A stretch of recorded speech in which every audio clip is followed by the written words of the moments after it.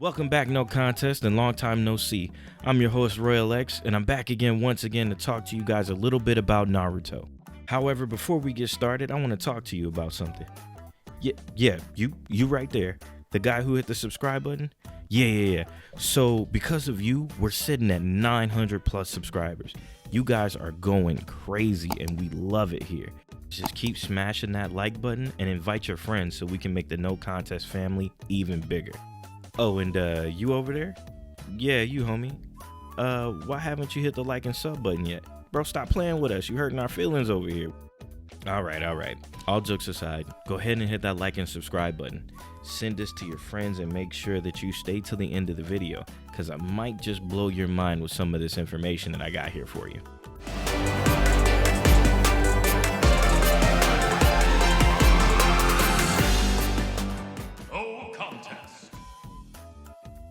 So today we're going to see what Naruto can and can't do with and without Kurama's assistance.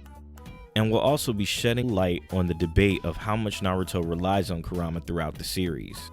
So the question we have to ask ourselves is basically, how strong is Naruto without Kurama's help? And to find out, we have to basically separate the characters to find out where Naruto's limits are. And here lies the problem. There's one side of the argument that says Naruto's feats with Kurama have a specific tell, as in a trait of some kind that usually indicates that Kurama's chakra is being used at the moment. The other side of the argument is tells don't specifically matter, and Naruto could be using his chakra at any time. Today I'm going to go over all the details I could find and let you decide what's true and what's not.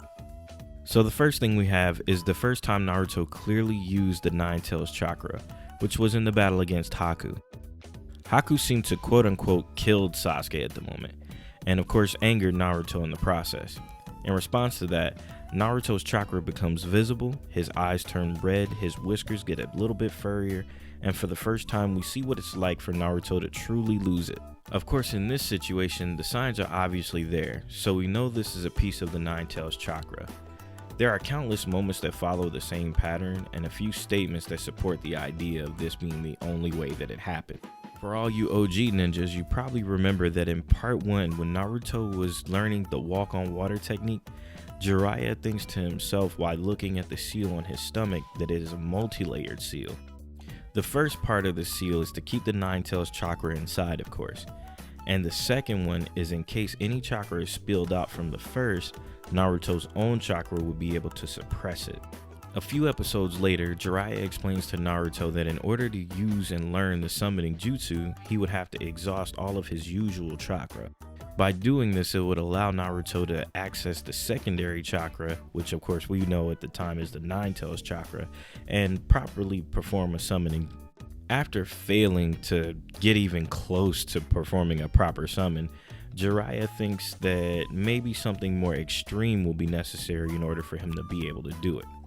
So he tosses Naruto off a cliff. He does this in order to force Naruto to access the Nine Tails' chakra, or die. Thankfully, Naruto does make it work and he's able to avoid the worst ending in anime history, while simultaneously summoning Gamma Bunta, after asking for the Nine Tails' help in a metaphorical cage thing. After these events, it would seem that if Naruto was ever to use the Nine Tails chakra, there would have to be a conversation that has to be had with Kurama to borrow that chakra, or if his emotions were to take control and Kurama would sneak some chakra in there, giving him of course the power buff and some fox-like features that we're all aware of. Though you may be able to argue that even though the show gives us tells like the red chakra, furry whiskers, red eyes, or even showing up in the metaphorical cage, the show doesn't always have to tell us that he's doing that. Some would also say that it's possible that Naruto used chakra from Kurama during the battle with Gaara in the Chunin exam. Specifically, the moment where Naruto uses over 1,000 clones to attack Gaara all at once. The reason why you can use this as a sort of solid point is because the amount of chakra it would take to use that many shadow clones in one sitting should be ridiculous. And for Naruto to have all that chakra in one go with no help at all could seem like it could be a little far-fetched. It's possible that in this scene that maybe he went to the metaphorical cage to ask Kurama for chakra, and we just weren't being shown that. Of course, what that tells us is that there could be times where Naruto has done things that could be seen as out of the ordinary, and it's a result of him borrowing chakra, like the event where he used shadow clones to attack Mizuki for the first time.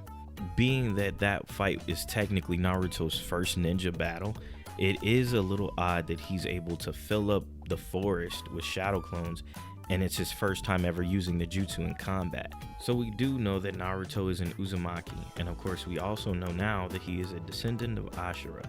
This basically tells us that Naruto has a gigantic chakra pool, so him doing things that may be a little out of the ordinary for most might have a good reason behind it.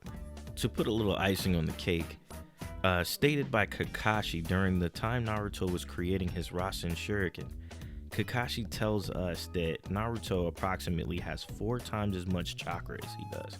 That's actually ridiculous. And this is a version of Naruto that is still creating his Rasen Shuriken, meaning he hasn't fought a lot of the Akatsuki members he would go up against in the future. He hasn't had his final battle with Sasuke, or even doesn't even know what a Ten Tails is at this point.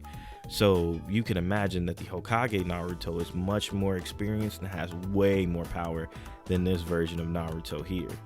On top of that, Kakashi stated in the same episode that if Kurama's chakra wasn't being suppressed by Yamato at the time, he would have had approximately 100 times more chakra than Kakashi did.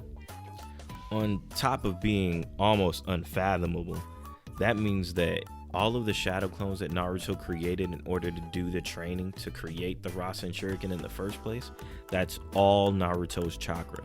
That means it was not assisted whatsoever by Kurama, which means the majority of his shadow clone feats are probably his own. Which, of course, if that's true, that just means that Gaara and Mizuki just got bodied. There's no other real way around that. They just got their asses whooped. Now, what that looks like is that Naruto might just be super solid. He definitely relies on Kurama in a lot of situations, especially after he unlocks his Kyuubi chakra form, and pretty much a lot after that. But beforehand, it seems like he's super capable. It doesn't look like he needed much help from Kurama to begin with. We also know that the process for Sage Mode is going to be altered a little bit now that Kurama's not there. Now, if you recall, when Naruto was trying to learn Sage Mode, he wasn't able to use it to its full extent. And the reason why is because Kurama would not allow him to collect natural energy through use of the summoning toads. Now that Kurama's gone, of course, he is able to do that now. Of course, the solution back then was to store Sage Chakra within shadow clones that he left off of the battlefield. So when he released them, he would get a refill, so to speak. Later on, the secondary solution was to have Kurama collect chakra for him, but obviously that was after they got buddy-buddy and made it work. Like I just mentioned, since Kurama is gone, Naruto now has the option of having the summoning toads collect Sage Chakra for him, much like Jiraiya did. Of course, it may not be Ma and Pa, but just even having the opportunity to do it could pretty much give him an endless supply of Sage Jutsu Chakra throughout an entire battle, which is really good because of all the benefits. Now, before I get into those colossal buffs that Sage Mode gives, I just want to point out that when Kurama passes, he tells Naruto that he should be careful because he will no longer have the superhuman strength that he once did. But the buffs from Sage Mode kinda say otherwise. During the fight with Pain, we know that Naruto was able to use his Sage Mode throughout majority of the fight. One of the first things he does is he confronts the summoning animals that Pain throws at him, and it's like a gigantic rhino beast monster thing, well over the size of like a skyscraper. And Naruto catches this thing by the horn with his bare hands and launches it into almost space. It looked like it's actually kind of ridiculous when you think of his size versus the size of the animal he tossed. But looking at that and just how strong he was attacking, like when he kicked Pain in the face and sent him halfway across the battlefield, there's nothing saying that Naruto's power is gonna go that far back down, or even if it'll go down at all. One of the last things I want to touch on is Naruto's Kyuubi chakra form. Now, you guys will probably be well aware that when he was training with B, he was able to unlock this form by pretty much removing the seal and taking the time to really befriend Kurama and use his chakra, let's say, properly. Now, it gave him massive buffs, and of course we know that it won't exist anymore. However, he also had the ability to use the Sage of Six Paths form. This is something that Naruto is most likely born with to some capacity, maybe not 100% of it, but we can probably assume that that's gone too. What we don't really know is if there will be any type of power or ability that will replace what he's losing in this respect. However, there is something that I want to say about that. But before that, I think it's super safe to say beyond this point that Naruto is easily still a Kage level character. There aren't any Jonin that I can think of off the top of my head right now, or even if I were to sit down and like try to even come up with a strategy for it, there is no one who fights Naruto on an equal level or better other than characters that are automatically like ridiculous. Let's saying like Sasuke or Hashirama, or characters that are just supposed to be above average. Most other characters still can't hold him by any means. So of course right now we know Kurama is gone. However, to leave you guys with some food for thought, there is also the new appearance of a Ten Tails in Boruto.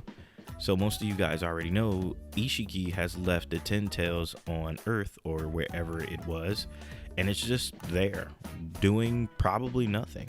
If they end up turning it into a weapon of some kind, then of course the Naruto characters are gonna have to do something about it, and that leads us to possibly they could divide it like they did with the original Ten Tails from part 1 in Shippuden Naruto. And if they do that, it's quite possible that Naruto could be a Jinchuriki again someday, or even Boruto for that matter. Dividing it up into 9 different parts may sound very similar, but with that being said, we would get probably a whole new story element that goes with the story that make Boruto, of course, a little bit more interesting. On top of that, they could definitely give Naruto maybe a different Nine Tails, or maybe he could even just have all 10 with him. Either way, just having the presence of a Ten Tails that has no meaning at this point, it could really add to the story.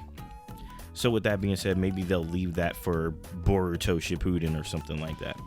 Alright homies, I think that'll be it for today. Let me know what you guys think about Boruto Shippuden or anything else that we talked about today. Also check out some of our other no contest videos like these two.